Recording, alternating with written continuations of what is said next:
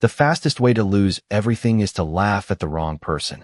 Victoria Hayes did not believe that sentence on the morning her company disappeared.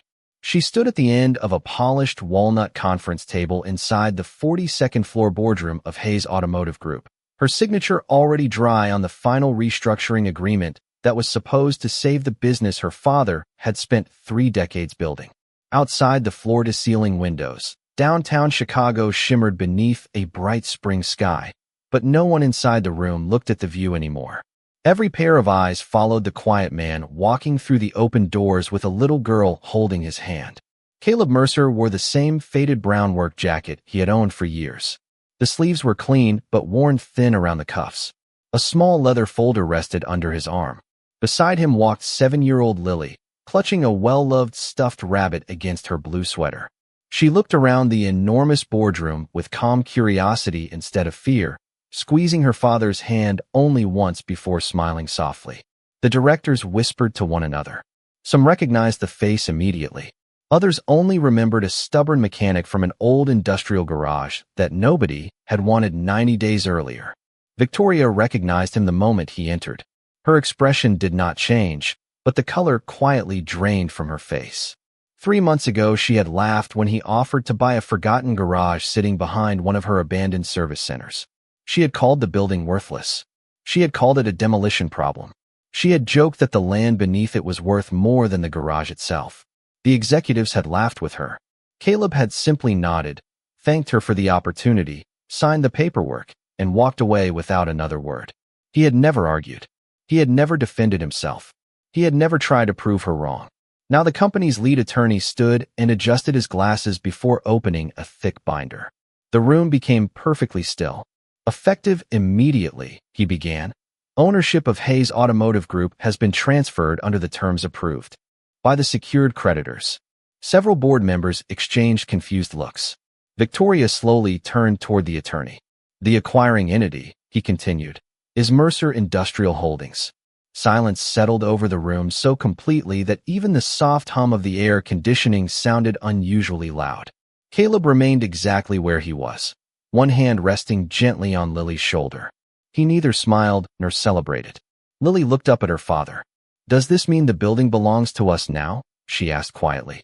Caleb looked down and brushed a loose strand of blonde hair away from her face.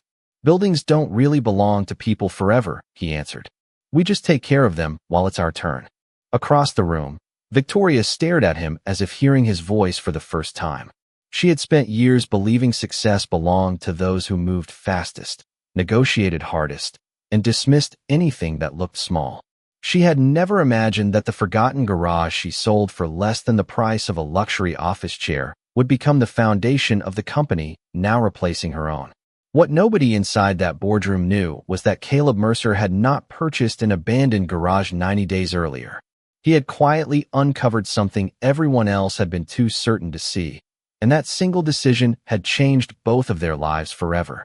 90 days earlier, the south side of Chicago looked nothing like the polished skyline surrounding Hayes Automotive Group. The streets were quieter. The brick buildings were older. Most of the businesses had survived by repairing things instead of replacing them. At the far end of Ashland Avenue stood a weathered garage with faded white paint peeling from its wooden sign. Half the windows were covered with plywood. The parking lot had more weeds than customers. A chain-link fence leaned slightly toward the alley as though even it had grown tired with age. Most people drove past without slowing down. Caleb Mercer stopped his aging Ford F-150 across the street and looked at the building for a long moment before turning off the engine. Lily sat beside him, hugging her stuffed rabbit while finishing the last bite of a peanut butter sandwich. She followed her father's eyes toward the empty garage. "Is that the place?" she asked softly. Caleb nodded once. "It is." It does not look very happy. A small smile appeared on his face. Sometimes people stop taking care of things before those things stop being useful. Lily accepted the answer the way children often do when they trust the person speaking. She climbed out of the truck, slipped her small hand into his, and together they crossed the cracked sidewalk toward the locked front gate. A faded notice from the city hung beside the entrance. Demolition approval was pending. Final clearance was expected within 30 days. Caleb quietly studied every inch of the property instead of the warning sign. His eyes followed the roofline, the drainage pipes, the electrical service panel, the original concrete foundation, and the unusually wide service entrance hidden behind years of overgrown bushes. He noticed details most people never would. Across town, Victoria Hayes stood inside a conference room surrounded by architects, financial analysts, and development consultants. A digital presentation covered the wall behind her. The old garage occupied less than 1% of the redevelopment project. One executive circled the property with a laser pointer. Demolition costs will be approximately $130,000, he explained. The structure has no practical value. Victoria barely glanced at the photograph before moving to the next slide. Remove it, she said without hesitation. We are building the future, not preserving junk. Around the table, several executives nodded in agreement. Nobody questioned the decision. Nobody asked why the original service facility had been built larger than neighboring properties. Nobody examined the archived engineering records buried inside storage boxes scheduled for disposal. They saw an abandoned garage. Caleb Mercer saw something else entirely. Later that afternoon, he visited the city planning office, requesting copies of property maps that had not been opened in years. The clerk looked surprised when someone finally asked for them. Caleb quietly thanked her, rolled the drawings into a cardboard tube, and placed them carefully inside his truck. Lily watched from the passenger seat. "Did you find what you were looking for?" she asked. Caleb looked at the old blueprints resting beside him. "Not yet," he answered honestly. "But I think I just found where to keep looking." Neither of them noticed a black luxury sedan turning slowly onto the opposite side of the street. Inside the back seat, Victoria Hayes happened to glance through the window while returning from another meeting. She saw a mechanic in an old work jacket studying a garage everyone else had already forgotten. She smiled for only a second before looking back at her phone, convinced she had just witnessed another man wasting his time. That single glance would become the most expensive mistake of her career. The following morning, Caleb Mercer parked beside the temporary headquarters of Hayes Automotive Group 15 minutes before his scheduled appointment. The corporate campus stretched across 2 city blocks of polished glass and brushed steel, every surface reflecting confidence and success. Employees hurried through the revolving doors carrying laptops and coffee cups, moving with the practiced rhythm of people who believed they worked for a company that could never fail. Caleb looked down at Lily before they stepped inside. She carefully brushed invisible dust from the sleeves of her blue sweater and smiled. "Do you think they will sell us the garage today?" she asked. Caleb squeezed her hand gently. "Only if it is meant to happen." The receptionist looked up as they approached the front desk. Her smile faded almost immediately when her eyes settled on Caleb's worn work jacket. She glanced toward Lily, then back to the appointment list on her monitor. "Can I help you?" she asked politely. Caleb gave his name and explained that he had requested a meeting regarding the abandoned service property on Ashland Avenue. The receptionist paused for several seconds before making a phone call. She lowered her voice, but Caleb still noticed the slight change in her expression. Someone upstairs had laughed. 10 minutes later, an assistant escorted them through. Bright hallways lined with framed photographs of luxury showrooms and award ceremonies. Lily quietly counted the paintings as they walked. 23, she whispered proudly. Caleb smiled without answering. The conference room overlooked the city skyline. Victoria Hayes stood near the windows reviewing financial reports while 3 executives discussed redevelopment schedules around the table. None of them stopped talking when Caleb entered. Only after several more seconds did Victoria finally look up. Her eyes moved slowly across his jacket, his work boots, and the little girl standing beside him. "Mr. Mercer," she said, "please have a seat." Caleb thanked her and sat down. Lily remained beside his chair holding her stuffed rabbit against her chest. One executive leaned toward another and quietly muttered something that caused both men to smile. Victoria opened a folder without looking at Caleb again. "I understand you are interested in purchasing the old service garage." Caleb nodded. "Yes." "May I ask why?" she said. "It no longer serves any practical purpose." Caleb answered with the same calm voice he had used since entering the room. "I believe it still has value." A few people around the table chuckled openly. One executive leaned back in his chair. "The only value it has is the empty land underneath it." Another added, "You would spend more repairing that building than it could ever earn." Victoria closed the folder and folded her hands together. "Mr. Mercer, That garage has been vacant for years. The roof leaks. The equipment is obsolete. The city already approved demolition. Quite honestly, I am surprised anyone would want it. Caleb did not argue. He did not defend his opinion. He simply replied, I would still like to buy it. Victoria gave a small, amused smile before turning toward her legal counsel. What was the latest estimated demolition cost? Approximately $130,000, the attorney answered. Victoria looked back at Caleb. If I sold you that property today, you would actually be saving us money. Several executives laughed again, this time loud enough for Lily to hear. She looked at her father for a moment, but found no anger on his face. He simply rested one reassuring hand on her shoulder. Victoria picked up a pen and slid a blank purchase agreement across the table. Very well, Mr. Mercer. Let us see whether your optimism is worth $1,000.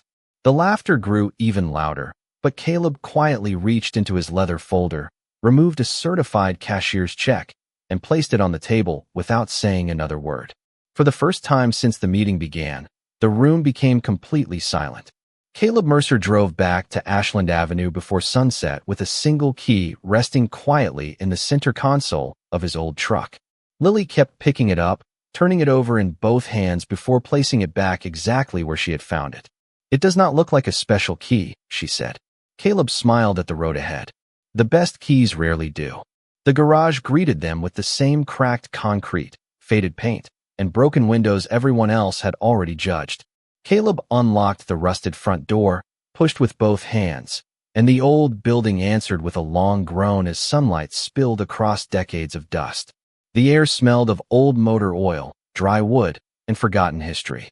Lily stepped carefully inside, her small sneakers leaving the first fresh footprints on the dirty floor in years.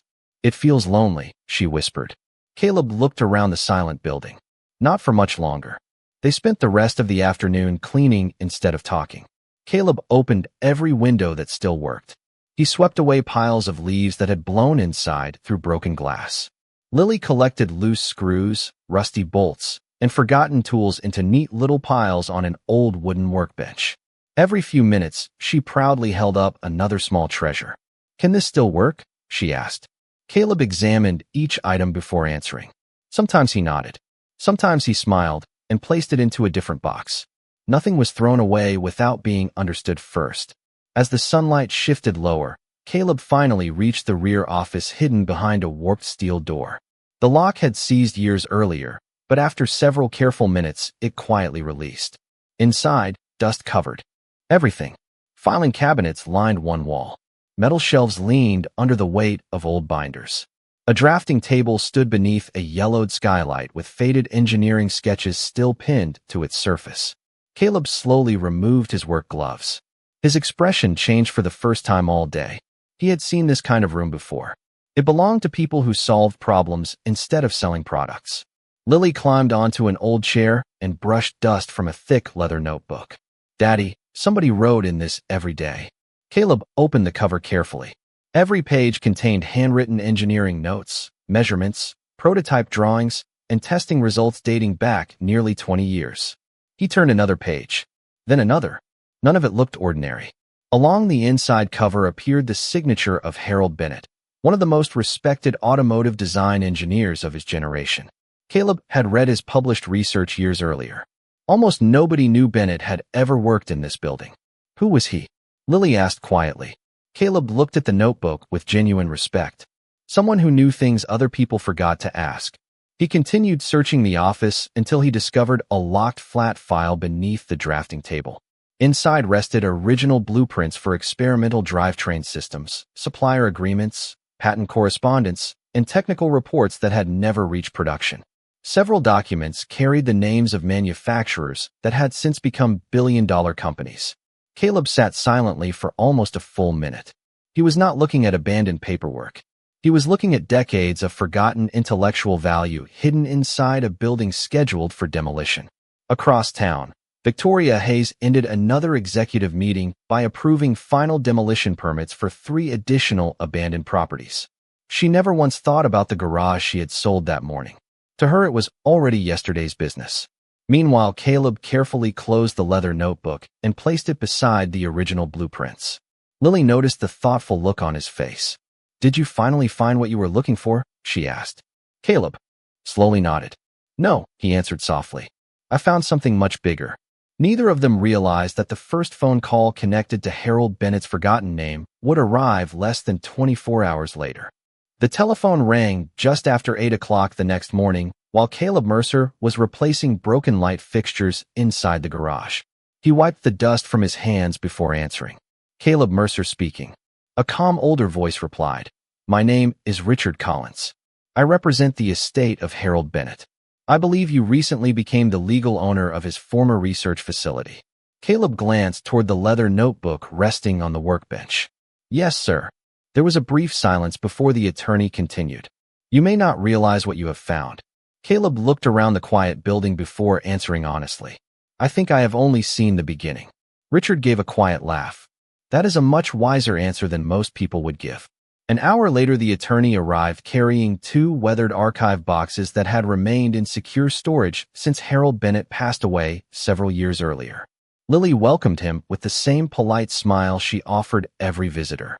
Richard knelt beside her and handed her a small brass compass that had once belonged to Harold. Your father reminds me of someone who always knew where he was going, he said kindly. Lily looked at Caleb before accepting the gift. Inside the archive boxes were carefully preserved patent applications, prototype evaluations, supplier contracts, handwritten correspondence, and one sealed envelope marked, to the next person who believes this place still matters. Caleb opened it slowly. The short letter explained that Harold had intentionally left his unfinished work inside the garage because he believed the research belonged with the people who built machines rather than executives who only studied quarterly reports. At the bottom of the page was a list of names and phone numbers. They were former engineers, machinists, and specialists who had once worked beside Harold before the facility was gradually abandoned during corporate restructuring. Caleb spent the afternoon making calls. Some numbers no longer worked. Some people had retired. Others had taken different careers years ago. Yet every conversation ended the same way. They all remembered Harold Bennett. They all remembered the little garage on Ashland Avenue. By the end of the day, 3 former engineers had agreed to stop by simply to see the building one more time. None of them expected anything beyond memories. They walked through the dusty shop in silence until one man stopped beside an old machine covered with a canvas tarp. He slowly pulled the fabric away and stared in disbelief. I thought they scrapped this prototype years ago, he whispered. Another engineer opened a storage cabinet and found precision measuring equipment still sealed inside its original protective cases. A third carefully examined the foundation beneath the main work area before looking directly at Caleb. Do you understand what this building was actually designed for? Caleb nodded slightly. Not a repair shop. The engineer smiled for the first time. Exactly. This was an experimental development center hidden behind the appearance of an ordinary neighborhood garage. Together, they spent the next several hours organizing equipment, reviewing documents, and discussing ideas that had never reached the market. Nobody spoke about becoming rich. Nobody talked about defeating Hayes Automotive Group. They simply became excited that meaningful work might finally continue after so many forgotten years. As evening settled over Chicago, Lily carried paper cups filled with hot chocolate to every person inside the garage. She proudly announced that everyone needed a break because builders worked better after drinking something warm. Laughter filled the old building for the first time in years.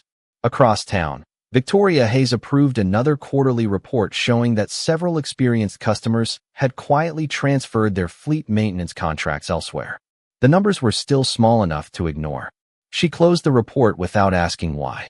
Meanwhile, inside the old garage, Caleb looked around at the growing team and realized he had not purchased an abandoned building. He had quietly reunited the people capable of changing an entire industry. The old garage no longer looked abandoned by the beginning of the 4th week. Fresh white paint covered the walls. Every workbench had a purpose. The broken windows had been replaced, and the parking lot slowly filled with pickup trucks instead of weeds. Caleb Mercer never hung a flashy sign outside the building. He never paid for advertisements. He believed that trust traveled farther than marketing when people had a good reason to talk. Every repair that left the garage carried the same promise. If they could make something better, they would. If they could not, they would tell the customer the truth. That simple rule spread faster than anyone expected. One Monday morning, a local delivery company arrived with 3 aging service vans that another repair shop had declared too expensive to save. Caleb spent half an hour walking around the vehicles before speaking. "You do not need 3 new engines," he said. "You need one redesigned cooling system and a better maintenance schedule." The owner looked surprised. "That is all." Caleb nodded. "That is all you should pay for." The repairs cost less than half of the original estimate. 2 weeks later, the same customer returned with every vehicle in his fleet and recommended the garage to 3 other business owners. Word continued to spread through construction companies, family-owned delivery services, and independent trucking businesses across the Chicago area. The phones began ringing before the shop opened each morning. Richard Collins watched the growing schedule with quiet satisfaction. "Harold always believed honesty would become profitable," he said one afternoon. "Most companies simply do not wait long enough to find out." Inside the workshop, the former engineers were no longer restoring forgotten ideas. They were improving them. One redesigned a diagnostic system using Harold Bennett's original research. Another modernized a prototype that reduced maintenance time for commercial vehicles. Caleb listened more than he spoke, asking careful questions before making decisions. Lily spent every afternoon after school doing her homework at a small desk, built from reclaimed wood in the corner of the office. Every customer who walked through the front door seemed to know her name within days. She greeted everyone with the same cheerful question: "Would you like coffee or hot chocolate?" Nobody ever expected hot chocolate to be offered inside a machine shop, yet many smiled and accepted anyway. Across the city, the monthly executive meeting at Hayes Automotive Group felt unusually tense. Revenue had slipped for the second consecutive month. The decline was small, but it appeared in the commercial fleet division, the company's most dependable source of income. Victoria Hayes studied the report while the chief financial officer adjusted another chart on the screen. "Customer retention has dropped by 6%, he explained. "Several long-term accounts have moved to a smaller independent operation on the south side." Victoria frowned. "Which competitor?" The room became quiet as the operations director answered. "The business is registered as Mercer Industrial Holdings." The name sounded familiar, but she could not immediately remember why. "How many locations do they operate?" she asked. "Only one," he replied. "An old garage on Ashland Avenue." Victoria gave a dismissive smile. One renovated garage is not going to threaten a national company. Nobody challenged her conclusion, yet several executives exchanged uncertain glances. They had already heard customers describing something unusual happening there.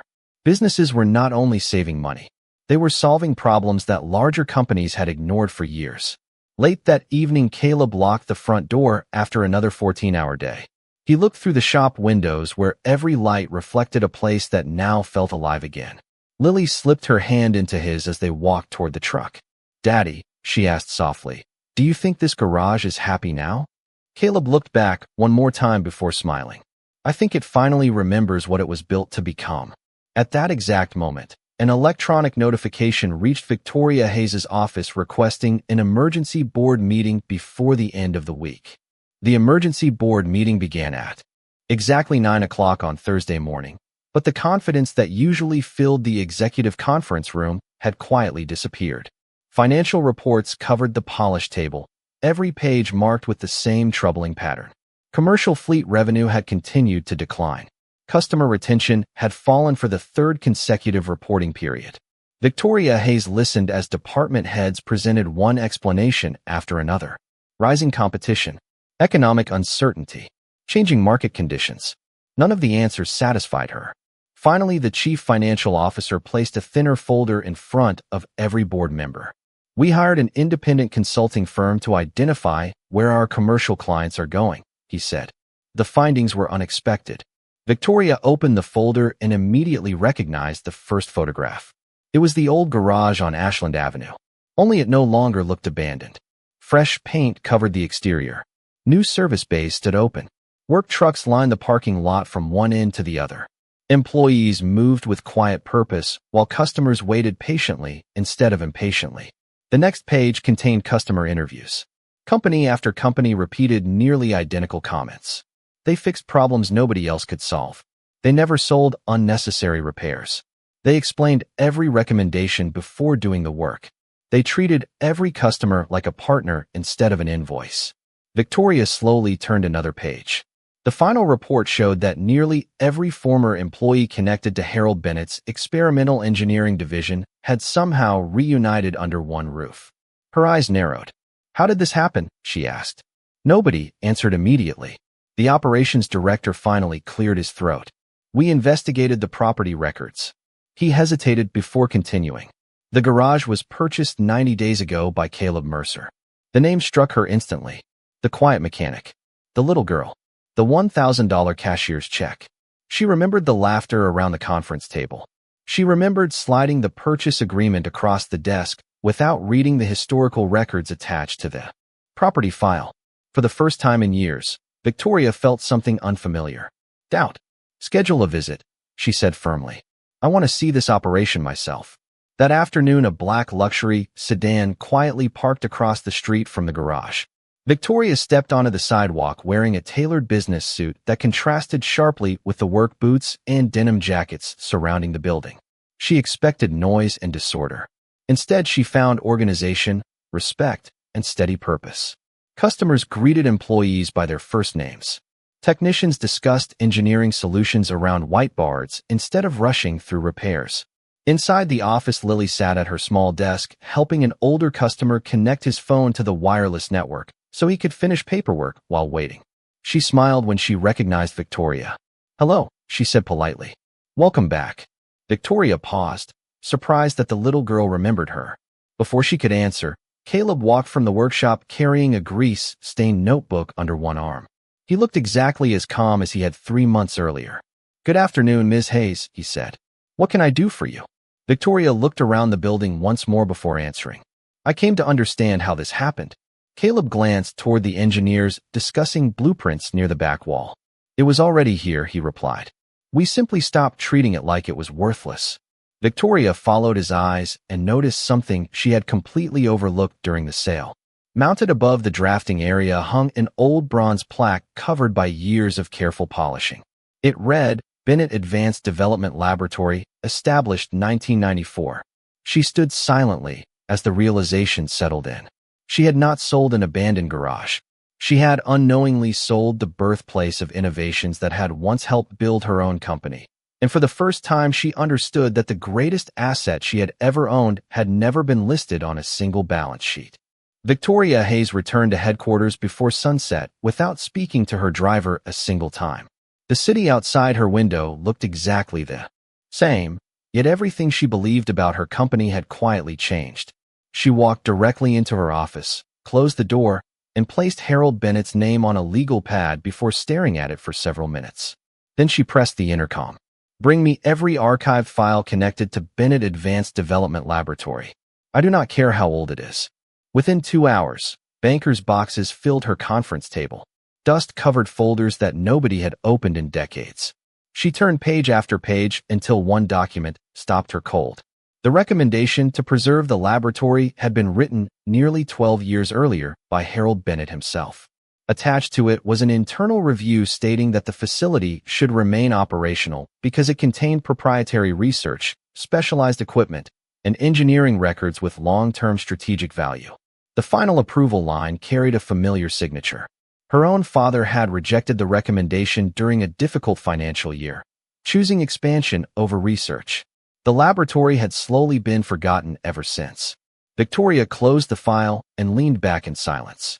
She had blamed Caleb for taking advantage of an opportunity, but the truth was much harder to accept.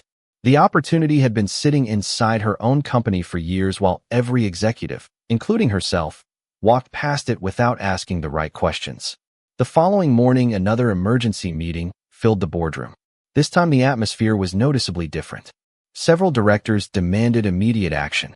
"Buy the property back," one insisted. "Offer him $10 million. Another executive shook his head. "He is no longer operating a neighborhood garage.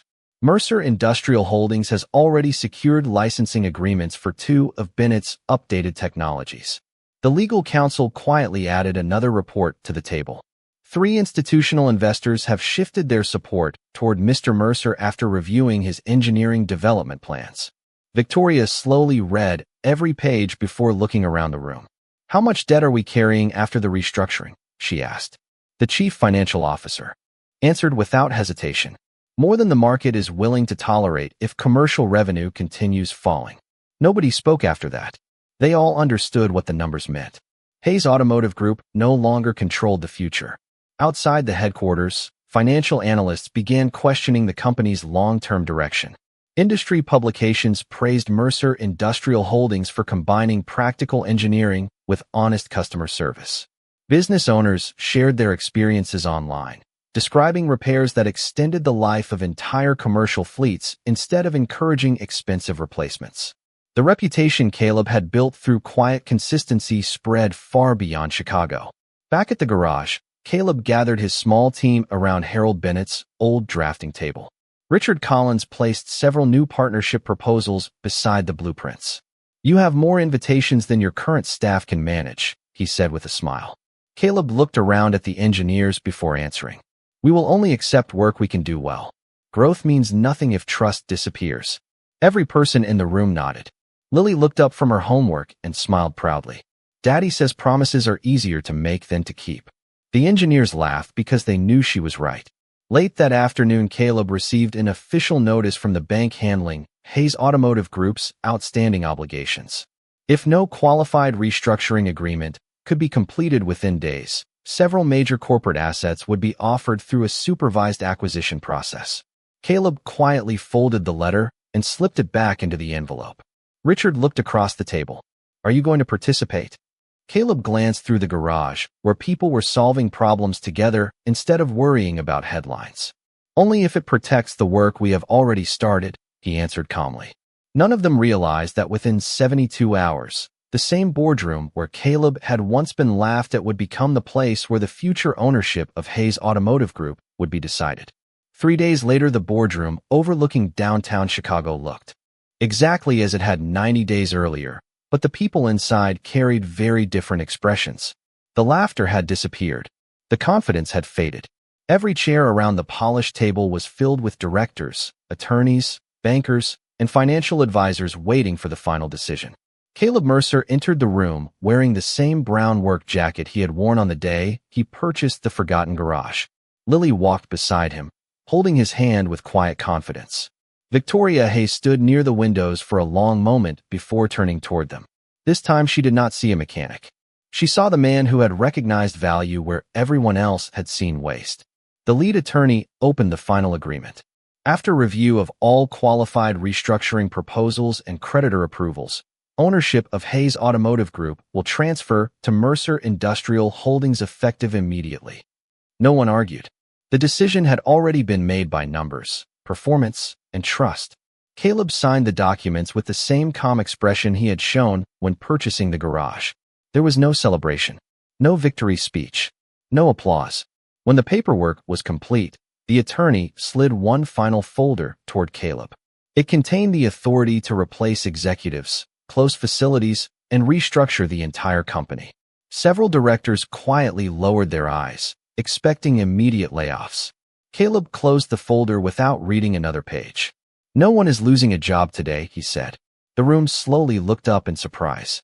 "This company does not need fewer people. It needs a better reason for them to come to work every morning." Silence filled the boardroom once again. Caleb turned toward Victoria. "Your team knows this business better than anyone. They deserve the opportunity to build it correctly."